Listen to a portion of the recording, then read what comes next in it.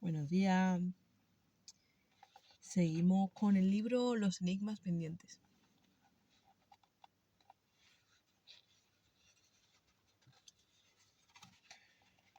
Esta parte del capítulo se llama Las pilas de Bagdad.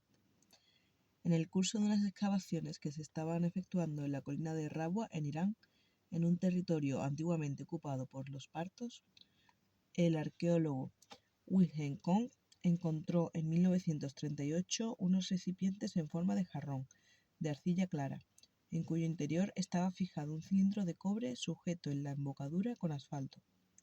Los recipientes medían 15 centímetros de altura, el tubo de cobre 26 milímetros de diámetro y 19 centímetros de altura. Dentro del tubo de cobre había una varita de hierro muy oxidado, que sobresalía 1 centímetro, y que daba la impresión de haber estado revestida de una fina capa de plomo. Los objetos recordaban con bastante exactitud a las pilas eléctricas actuales, pero ¿quién se atrevería a hablar de que existieran en la antigua Babilonia baterías y para qué? El Ministerio de Información de Bagdad comunicó de una manera oficial que los objetos correspondían a una antigüedad que se cifraba entre el año 227 y 126 a.C. Pero en el mismo yacimiento se descubrieron algunos materiales que habían sido sometidos a un procedimiento de galvanización. Se dedujo entonces que las pilas habían sido utilizadas para estos fines y dado que la antigüedad de los materiales galvanizados remontaba a fecha 2000 años atrás, se concluyó que hace 4000 años se estaban utilizando pilas eléctricas para galvanizar objetos. Sin embargo, quedaba la duda de si, en verdad, aquellos recipientes, pese a su apariencia, eran auténticas baterías. Muchos arqueólogos habían afirmado que se trataba de objetos de culto, que es lo que suelen decir los arqueólogos cuando se encuentran con un objeto que no saben para qué sirve. La prueba definitiva de que aquellos objetos eran pilas eléctricas la obtuvo el propio Koenig rellenando los recipientes con un electrolito convencional. Las pilas funcionaron.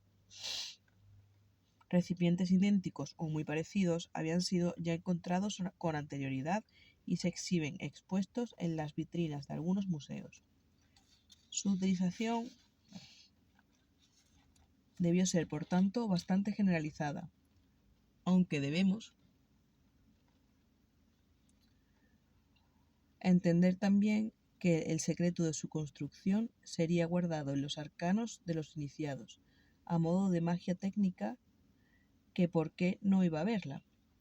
La literatura clásica encierra numerosas citas respecto a templos y tumbas iluminados durante cientos de años por bombillas incandescentes y de bello colorido rojizo, en Grecia, Roma, Egipto.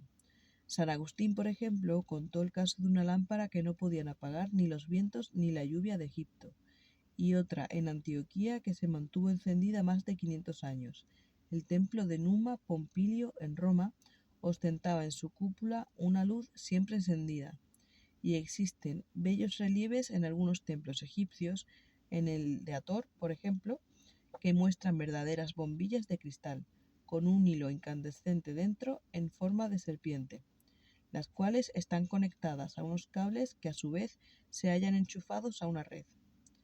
En la Vía Apia, cerca de Roma, se descubrió una tumba donde estaba enterrada una hermosa mujer cuyo cadáver se conservó en perfectas condiciones y que estuvo iluminado varios siglos por una brillante luz roja. Podríamos aducir más referencias que las que hay de sobra, pero es suficiente ya lo expuesto para plantearnos con cierta seriedad la existencia en tiempos antiguos de la electricidad. El jesuita Kircher recoge en su Edipo egipciaco, 1562, trozos de un documento hindú primitivo que se guardaba en la biblioteca de los príncipes indios y que no son otra cosa que las instrucciones que es menester seguir para construir una pila eléctrica. Dice así: colocar una plancha de cobre bien limpia en una vasija de barro, cubrirla con sulfato de cobre y luego cubrirlo todo con un serrín húmedo para evitar la polarización. Después poner una capa de mercurio amalgamado con zinc La C parece una E. Decía yo. Con zinc encima del serrín húmedo. El contacto producirá una energía conocida por el doble nombre de Mitra-Varuna. El agua se escindirá por la sección de esta corriente en Pranavayu y Udanavayu. Se dice que una cadena de 100 vasijas de este tipo proporcionan una fuerza muy activa y eficaz. En fin, una batería eléctrica con su ánodo y cátodo, en la que el agua se extiende en sus componentes oxígeno e hidrógeno. También, aunque estas cifras resultan mucho más vagas, existen relatos de ciudades iluminadas y templos por muchos lugares de América.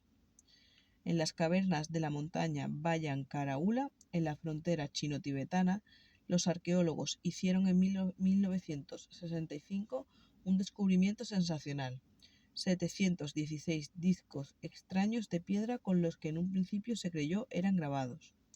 Su antigüedad se remonta a varios miles de años. Poseían un agujero en el centro, como los discos de un gramófono, y lo que se pensó eran grabados, en realidad, eran unos surcos que en espiral partían del centro del disco hacia el borde, unos surcos dobles. La semejanza con los discos de audición de los gramófonos planteó la posibilidad, por otra parte increíble, de que se tratara de eso. Pero los estudiosos investigadores de la Academia de la Prehistoria de Pekín informaron que se trataba de escritura y lograron descifrar algunos fragmentos que hablaban de naves espaciales hace 12.000 años. Peter Colosimo hace al respecto una interesante observación. En el lugar en el que fueron hallados los discos, frontera entre el Tíbet y China, habitan las tribus Am y Oropa. Estos últimos, endebles de constitución y que apenas llegan a medir 1,27 de altura, y cuya clasificación dentro de un grupo étnico conocido no es posible. Algunos jeroglíficos Ham muy remotos cuentan que los Oropa llegaron en la antigüedad en una nave espacial y se establecieron allí, al menos temporalmente, y que su intención real era desconocida. Los Ham se asustaron y permanecieron varios días escondidos en las cavernas. Finalmente, la nave espacial, en uno de sus vuelos de cercanías, parece que se estrelló en una maniobra de aterrizaje. Se pregunta Colosimo si no eran estos Oropa descendientes de aquella raza cósmica que llegó a bordo de aquel navío sideral. Sometidos los discos de piedra a unos análisis muy rigurosos, se encontró en ellos una cantidad considerable de cobalto, y los medidores señalaron que emitían unas vibraciones muy intensas de energía, como si estuvieran todavía, al cabo de 12.000 años, cargados de electricidad. El descubrimiento arqueológico se completó con el hallazgo, dentro de algunas cavernas de la zona, de restos óseos de aspecto humanoide, que también correspondían con una antigüedad de 12.000 años, de enormes cráneos y cuerpos pequeños y débiles. Oficialmente se dijo que pertenecían a una raza de simios extinguida, pero nadie proporcionó, acaso no se pueda, una explicación acerca del origen de los discos y del mensaje de los jeroglíficos. Es muy difícil admitir desde el punto de vista de nuestra lógica la historia de seres que llegaron del espacio a explorar nuestro planeta y por un accidente debieron permanecer viviendo aquí, en condiciones que no les eran favorables. Hay, o debe haberla, otra lógica que no es la nuestra, de acuerdo con la cual eso sería posible. Si no la admitimos, y la verdad es que nos cuesta muchísimo esfuerzo hacerlo, no nos quedan razonamientos para justificar la presencia, 120 siglos atrás, de los siglos energéticos y los jeroglíficos que asombraron a los arqueólogos y nos maravillan a nosotros, en las cavernas de las montañas Bayan Karaula.